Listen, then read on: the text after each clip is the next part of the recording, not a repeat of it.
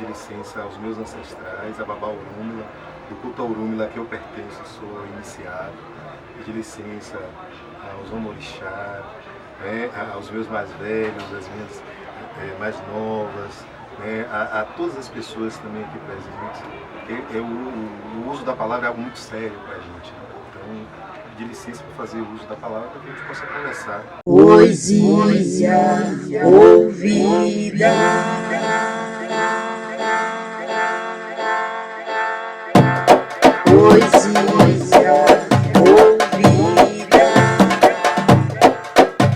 A cortesia da casa partilha saber e asas. A vida e a poesia te chama, ama e abraça. Ou seja, os sujeitos que foram escravizados, eles trouxeram literatura.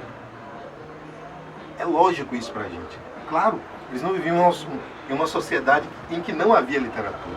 Mesmo porque nós sabemos que as sociedades africanas, a literatura ela diz respeito a um outro eixo de produção de conhecimento, a um outro eixo epistemológico. A literatura, para muitas sociedades africanas, que eu pesquiso também há muito tempo, diz respeito ao ordinário. É aquilo que Gil estava falando sobre a cultura.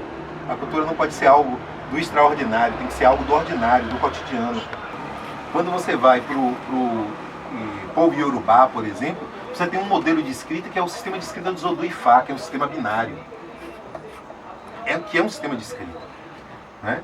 Então, se você pegar 2, 1, do lado direito, 2, 1, 2, 1, e aqui 1, 2, 2, é meu nome dentro desse sistema.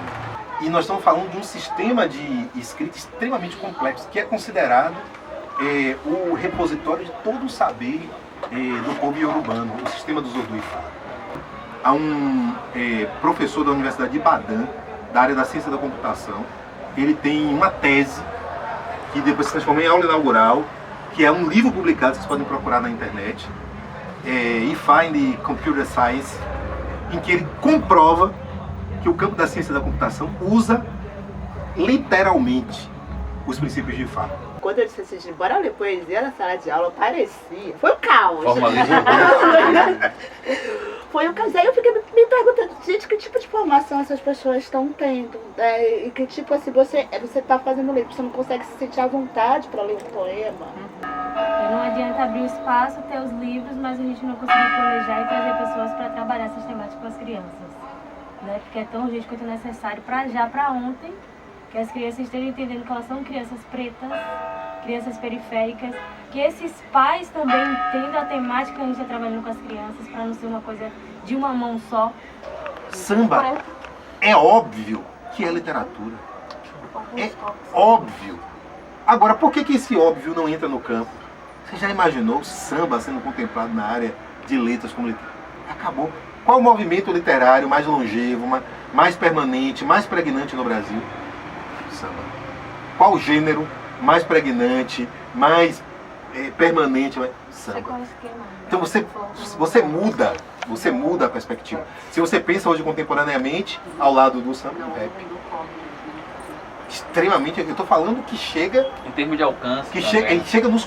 Que o sujeito, mesmo aquele que não está na escola, que está lá, ele consome, ele produz, ele reproduz, diz respeito à realidade dele. O sujeito que está encarcerado, o outro, ele consome, ele produz.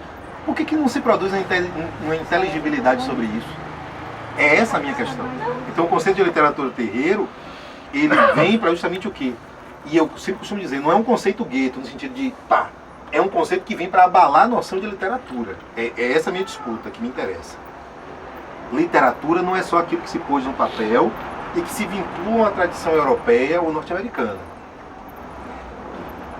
Literatura não significa isso para os povos originários, nem para os povos africanos. Nunca significou isso. Poesia ouvida. Poesia ouvida.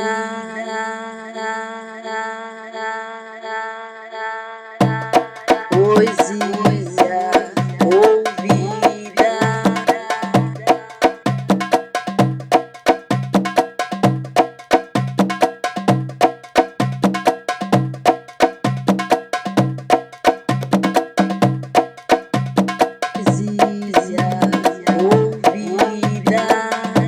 trocadilho que instiga, se achegue com tua palavra, a cortesia.